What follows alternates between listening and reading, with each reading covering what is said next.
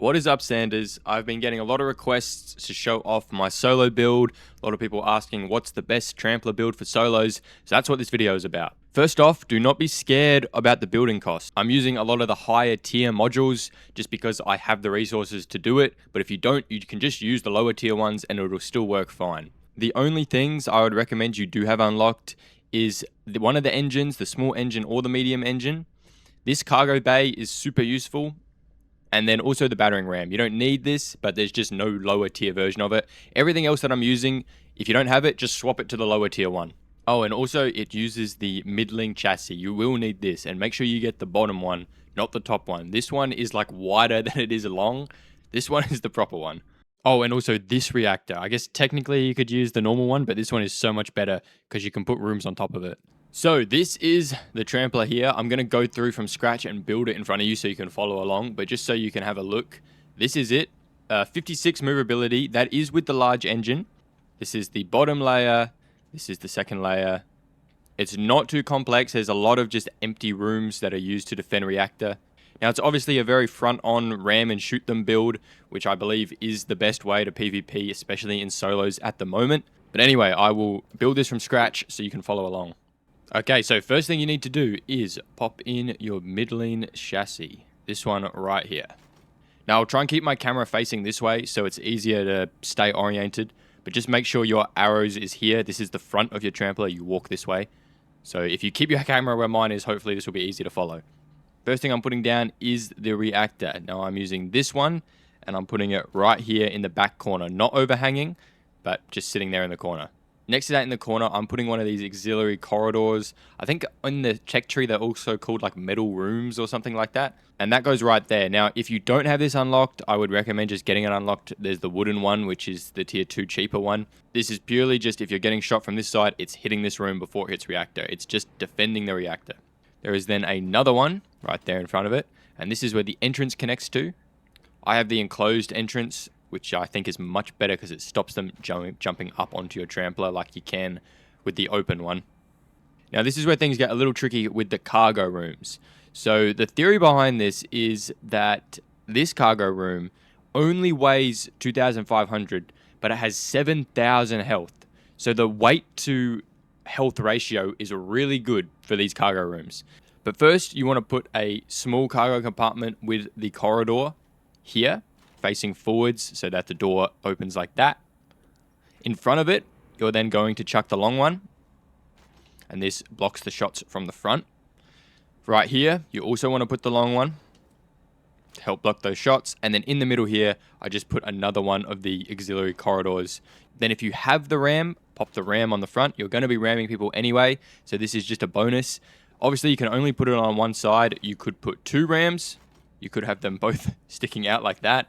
I mean, this just adds more weight, adds more parts. I find that one is more than enough, especially because I put a shotgun cannon here and I'm sort of ramming with the left side anyway.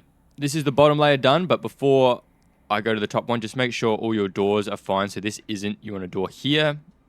You want a door here as well because you're going to be coming down here. All of this can be shut. Obviously, you can't access this room here, but that's fine. It's just for blocking the shots on reactor. All right, going up one layer. This is where the guns and the helm is. So for the helm, I use this one here. Now, the bonus with this helm is that you are enclosed, obviously, for ramming, and especially when you're in solo. So many times I've just been walking to the other Trampler, and because you have to be on helm, they know you're on helm and they can shoot you. So having this enclosed, even if it only takes like 3 or 4 shots, allows you to close the distance and leaves you in a little safe spot while you're walking up to the other Trampler. The guns then go on either side. I have these corner 45-degree ones. I find these to be the best. Behind this, I then just put the flat deck with railings like this. There's also one there, which gives you the ladder up. And then the bonus of this helm is you have the little ladder drop down here, which gives you a direct line to a reactor. So if you need to fuel rod or if you need to repair, you can drop straight down here and run straight into a reactor room. Now here, to block the reactor funnel, you put another auxiliary corridor. You can chuck a door on the front of it as well if you want to go in there to hide. These two could be cargo rooms for a little more health, but again, mainly you want to be fighting from the front. So if someone's around the side, you're in trouble anyway, and it would just add more weight to have these as cargo rooms. In front of the reactor here, you are going to chuck the captain's compartment like that. And then here, again, to block the funnel from the front, I do have a cargo room. I use this L-shaped one, so the door can be here. Not open like that, obviously. Now, I know people are probably going to say, like, oh, 2 doors to captain's compartment. Only 2 doors I need to breach through. And that's true, right? If you get boarded from the top, which is mainly how people are getting on this Trampler, right? If you're ramming them, they can just jump across. It is only 2 doors. Obviously, right now, it doesn't matter because you can't steal Tramplers. If you could steal Tramplers, I'd probably do a long cargo compartment like that. And then I'd have a room here, that, and you could build it up so it has a whole bunch of doors. But we don't need to do that, luckily. And we can keep the weight down even more by just doing that. That is this layer done, and the only thing left is the engine. So obviously now you can see if you didn't have an engine, you're on 13 movability, which, to be honest, isn't that terrible. It is playable like that. It's just the fact that this Trampler is very defended from the front, but from behind and even from this side, your reactor is just completely exposed. And now that I think about it, it's probably better to have the ram on this side so that when you're ramming people, they're on this corner than the furthest away from your reactor. You can keep people in front of you if you can turn on the spot quickly, right? And that's what you need maneuverability to do. So this is where I then chuck the big engine just like that on top. That brings you up to 62 with the engine. And there is a pretty good argument for not using this one and actually putting a small one or 2 small ones on to save on the cost of the build. Right, small one gives you 31, 2 small ones gives you 49. Is that worth it? Maybe. What I have here with the guns is I'll put some clips up now probably, but I just run a shotgun cannon and an auto cannon. And the strategy is literally run up to them, shoot the guy with the shotgun cannon, and then spray the auto cannon, and that is it. I also bet there's quite a few people wondering, what does this actually mean for fighting? Like, are you completely invincible from the front?